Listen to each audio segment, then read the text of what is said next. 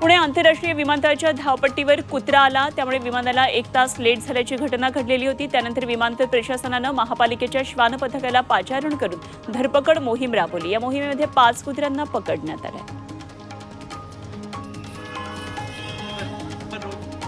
पुण्यामधल्या विश्रामबाग वाडा जुलै अखेरपर्यंत नागरिकांसाठी खुला होणार आहे। गेल्या 2 वर्षांपासून विश्रामबाग वाडा दुरुस्तीच्या कामासाठी बंद आहे। या वाड्याचं काम पूर्ण न केल्यास आंदोलनाचा इशारा क्रिएटिव्ह फाउंडेशनने दिलेला होता। त्यानंतर प्रशासनाने तातडीने काम पूर्ण करण्याचं नियोजन केलंय।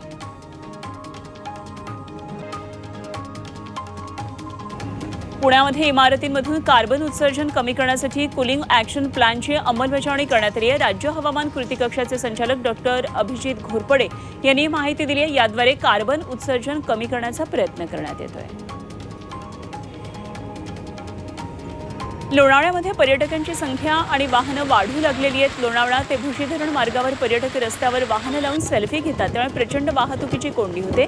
यासाठी लोणावळा पोलिसांनी सहारा ब्रिजवर वाहनं थांबवण्यासाठी प्रतिबंध केला। सहारा पुलावर वाहनं पार्किंग करण्यासाठी पूर्णपणे नो पार्किंग झोन जाहीर करण्यात आला आहे।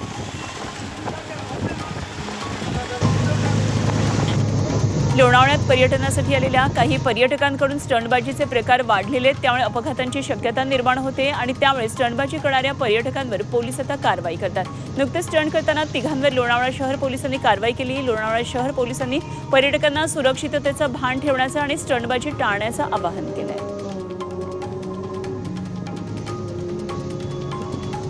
पुण्यामध्ये 11वी प्रवेशाच्या पहिल्याच दिवशी 5497 विद्यार्थ्यांनी पसंतीच्या महाविद्यालयात प्रवेश घेतला। पहिल्या गुणवत्ता यादीमध्ये 62,812 विद्यार्थ्यांना महाविद्यालय जाहीर झाले, तशी माहिती शिक्षण संचालक कार्यालयाने दिली आहे।